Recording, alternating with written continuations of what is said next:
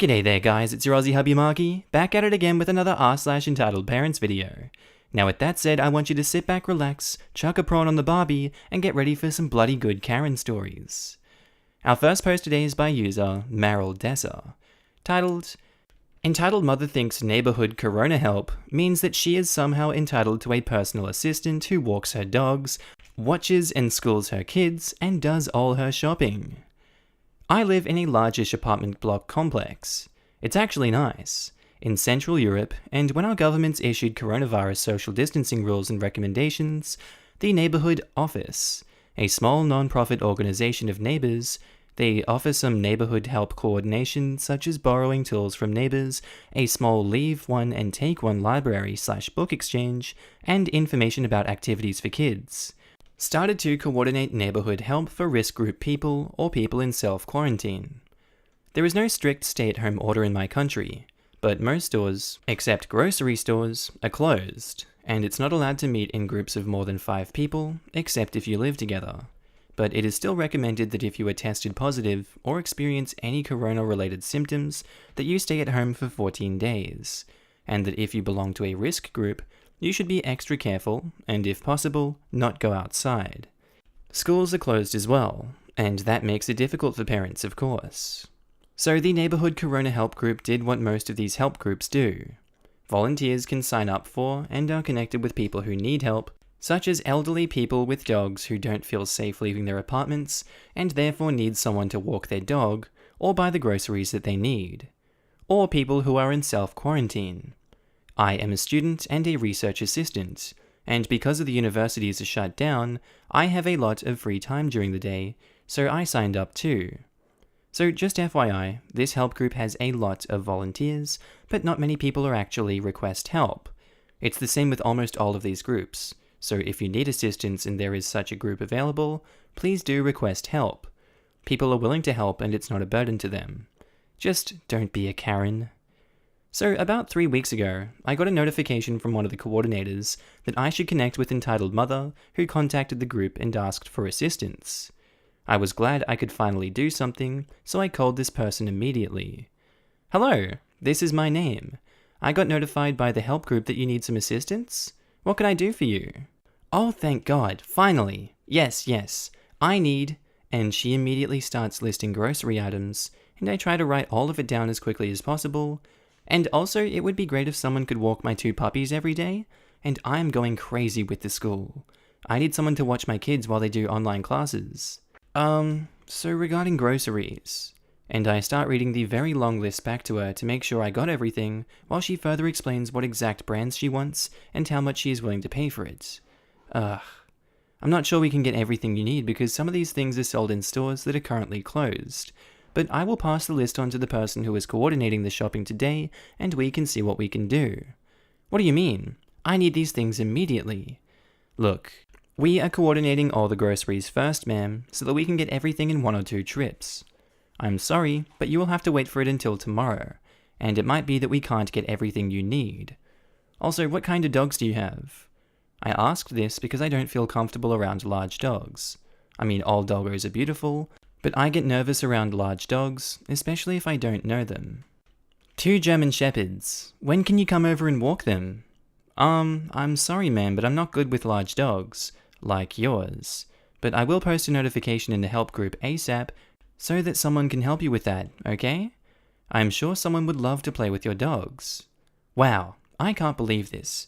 You are supposed to help me. What about my kids? Don't tell me you can't come and watch them either. I'm sorry ma'am, but we're not babysitters. I understand that this situation is difficult with the schools being closed, but if you have technical difficulties with setting up the online learning environment, I can try to help you with that. Babysitter? I don't need a babysitter. I need someone to watch my 12 and 14-year-old sons because they are lazy and refuse to do their homework. I am going crazy. I'm sorry, but I can't help you with that. What? You're supposed to help me. She's yelling at me at this point. I'm trying to. I already sent your list of groceries to the coordinator and posted your request for help with the dogs in the group chat. I get that this situation is hard for you, but we are a help group to assist sick people and the elderly. Even with so many volunteers, we are not prepared to organize tutoring and babysitters too. I'm sorry, also I am not supposed to enter your apartment. I knew it. All you do is care about the elderly, but no one cares about single mothers like me.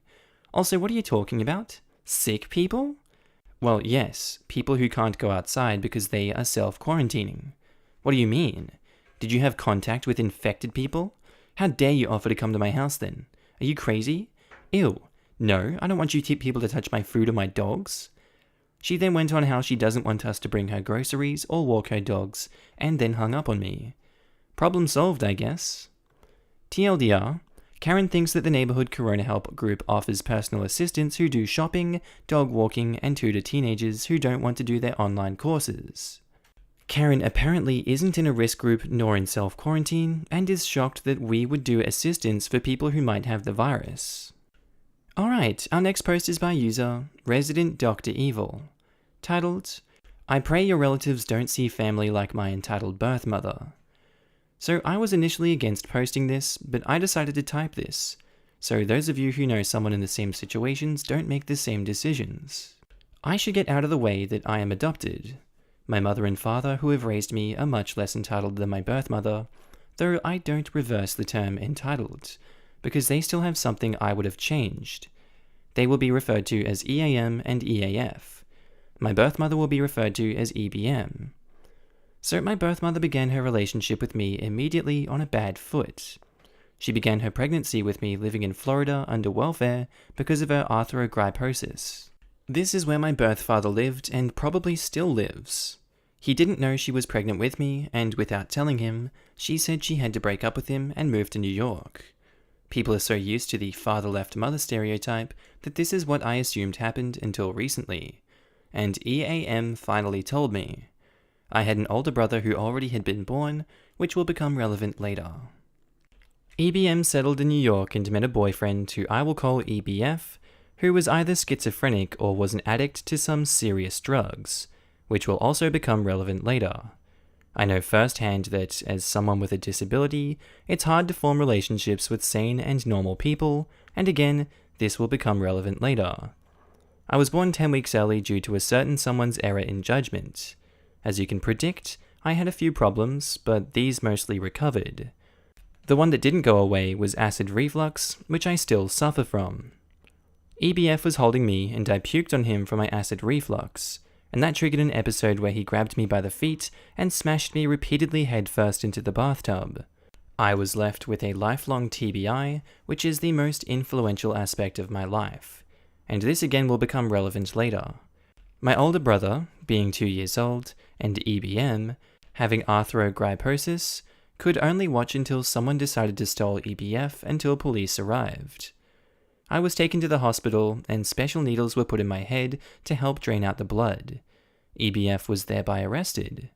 I have not met him, but if I ever did, I would wish to learn about him and why he would do that, before, depending on who he is today, either forgive him or haunt him with the image of who I am. Here is where the entitlement continues. EBM went to court, and the court was tasked to decide everyone's fate. Usually, when someone is accused of childcare misconduct, all the children have the same fate, and are either all taken away or left in the family. But EBM appealed to her disability and guilted the judge into having me adopted into another family, while she was allowed to keep my older brother and, get this, have and keep younger sibling, my little sister. This used to be the part that makes me angry the most. Growing up, I thought my problems from my traumatic brain injury were things everyone experienced, and EAM, EAF, and EBM all took advantage of this and lied to me, saying I didn't have a disability. They also lied to me and said I wasn't adopted. I only learned when I was 18 that I was adopted. I was 19 when I learned this woman I vaguely got to know in scattered moments was my birth mother. I was 20 when I learned I had traumatic brain injury, and 25 when I learned my birth father did not intend to know of my existence. The lie that makes me the angriest is the one where they said I had no disability. Many of you might know someone who has traumatic brain injury or autism, or hydrocephalus, or something else where their parents haven't told them they have anything wrong with this, and so they live under the reign of the blue pill, unaware that they are different from everyone else. Please take it from me, it's better if they know. It's better if they have the ability to know why people perceive them differently. It's better that they know how to respond if someone doesn't know what's wrong with them. The emperor deserves to know he's naked. Perceiving that they are received well in society doesn't function, to them, the same way as knowing they aren't seen well in society and being able to explain it to others. The difference is awareness. So there's another half to this story. I struggled platonically my whole life, and this has crushed me. A part of this was due to being put in isolated special education classes by teachers who also knew the truth but wouldn't tell me. Teachers who would unfavorably compare me to my adoptive brother as being better than me because of my behavioral problems, which, once more, will become relevant later. A part of this is that romance overwhelms me. A part of this is my inability to socialize faster than AOL because of my traumatic brain injury. And a part of this is how my local village handles outcasts. But if that wasn't enough, I decided I would be happy to adopt a child too, and they would be my focus, only for the government to later put me on a parental ineligibility list. I had entered what many would call a quasi-depression or a stoic depression. I wouldn't force fate upon myself, but if my parents weren't feeding me and there was no food, well, so be it. Without hobbies, etc., if I had an income, I would serve as a dead end to that money, because there's nothing out of there for me that remains untaken. So EAM recruits EBM to apply me for social security benefits due to my disability. However, I got denied all 3 times I could apply because it's a bent system, not that I wanted it. But then, when I broke the news to EBM about being ultimately denied, she responds by saying I should never have social security, revealing her intention for me to be denied, despite her getting it due to her arthrogryposis, and despite me having my own problems working, especially in a place with so few jobs. It became clear from her demeanor that her biggest motivation of this statement was her sentiment that fakers were clotting her system of income. Around this time, she also began complaining I wasn't involved enough with my birth family, including my birth father, who, one more time, will become relevant later. Up to this day, for the rest of my life, she has compared me to my other adoptive brother, again saying that because he worked despite his autism, he was better than me. However, he only works because local businesses have a disability employment philosophy where they give the easiest jobs to people with disabilities, and autism is the most covered disability in the program. Traumatic brain injury isn't even on the list, and I often envy people with autism because they have this big movement, and all traumatic brain injury people have is the world's oldest medical text from ancient Egypt. She also had the nerve to spin my quasi-depression around as justifying the notion that I, not her, was entitled, even though my quasi-depression comes from a deprivation of things I can expect from others. One day, entitled birth mother tries to distract me from my quasi-depression by taking me to a family reunion for my birth family that happens every year. I was 22 years old by that time. A short time after I showed up, everyone applauded me with enthusiasm. I asked why, and they in turn asked why I hadn't showed up at a family reunion for the past 22 years. I was ticked. Not because they asked, but they inadvertently revealed entitled birth mother had been hiding from me the existence of this reunion for my whole life, and seeing all my family members grown up and ready to take on life demotivated me out of interacting with family, because I would have to play 22 years of catch-up. She became furious at my insistence that family was not worth it, and demanded that I, not her, look for my birth father because it was my duty. At the age of 25, I finally asked someone why I should be obligated to find someone who wasn't interested in me, and I was informed it was entitled birth mother who left him, not the other way around, and that she was too embarrassed to find my birth father. I said screw this, and after she continued to say I was entitled for wanting out, I have excommunicated her. Seeing her cry in our bathroom every Christmas and Easter because I won't speak to her does not strike a sympathetic chord with me. It's actually quite relieving. Some time has passed and the coronavirus hits.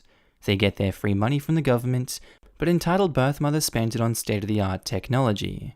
Soon they can't pay their bills, and I get to watch the first instance of some sense going into her. Our next post is by user Attack on Pony 2, titled, Entitled Uncle questions me about my autism. Hello r/entitled parents. I'm back again to talk about a specific situation back in February. If you have seen my posts before, you would understand that I'm autistic. I'm high functioning, meaning I can act in public like a regular person, but I cannot handle certain things like hugging, touching, loud noises, or other things of the sort. To begin, let's talk about my family. I have an auntie who has 2 kids. One child is similar to their father, while the second has some issues. Not to say it's bad, but it gets stressful at times. My aunt discovered her dick of a husband and is currently fighting for her kids. While she's doing this, she is simultaneously dating EU, entitled uncle, and raising his entitled kid. Entitled kid has issues with touching and getting in my personal bubble, making me stressed out. I've never noticed that entitled uncle has had issues with me until December in 2019. On the 5th of December, my aunt's youngest child had his birthday party and I had to go. This party took place at entitled uncle's family home and I already couldn't handle it. I've never met this family and they knew my name and my interests, let alone they talked down to me like I am some sort of mentally ill person. The house was small and full of 20 people, including my mum and I. Halfway through the party, entitled kid tried to hug me, and I kept fighting to push him away with my hand. I eventually told my mother I had to go wait in the car, because I'm having a meltdown. So I just left the party, which I guess ticked entitled uncle off, according to my auntie. The second time I realized that he does not like me is when in January, I went to Chuck E. Cheese for entitled kid's party. Kid turned 9 and wanted to have it there. So I had to go and spend even more time in a more crowded area, and the entitled kid kept trying to hug and poke me wherever he had a chance. To make a long story short, I left that place with a big-ass unicorn and some stress. The final time was my aunt's oldest child's party back in February. I turned 17 3 days before and wanted to spend time with friends, but one of my friends is roommates with meth heads, while the others were too busy to take one day out of their high school lives to hang out and play laser tag. So I ended up spending that weekend at my cousin's party again, at Chuck E. Cheese. This time, I came with a crap ton of money and a big-ass portable charger for my phone. I spent the first half of the party racking up some high scores until it was time to wish my cousin a happy birthday. My entitled uncle's family came again, and they still tried to make small talk with me. Some talked behind my back, while the little kids were running around me screaming. Have you ever had the feeling where you are just so stressed that the only thing to do is just sit and watch as the world you can see starts to fade to black? Well, that happened to me. My stepdad noticed I was breaking down and alerted my mum, who took me away from the situation as I was on the verge of freaking out. While she took me away, I saw that entitled uncle was glaring at my mother. When I calmed down, I came back only to be greeted by entitled uncle. I realized that for the last 2 times I had run-ins with this guy, I should have not added the times I realized he didn't like me. Because I didn't. What he said to me on this day really ticked me off, and I couldn't take it. He told me that I need to man up and stop worrying about all the commotion. So I told him that I can't handle most situations like everyone else, but he refused to listen. He lectures me about how I'm an irrational idiot who tries to get away from family, and that I need to hug entitled kid back. At this point, I lost it. I told him to screw off before I find someone to make him, because 1, his son is a craphead and should leave me the hell alone when I ask him to, and 2, entitled uncle should understand that I am autistic.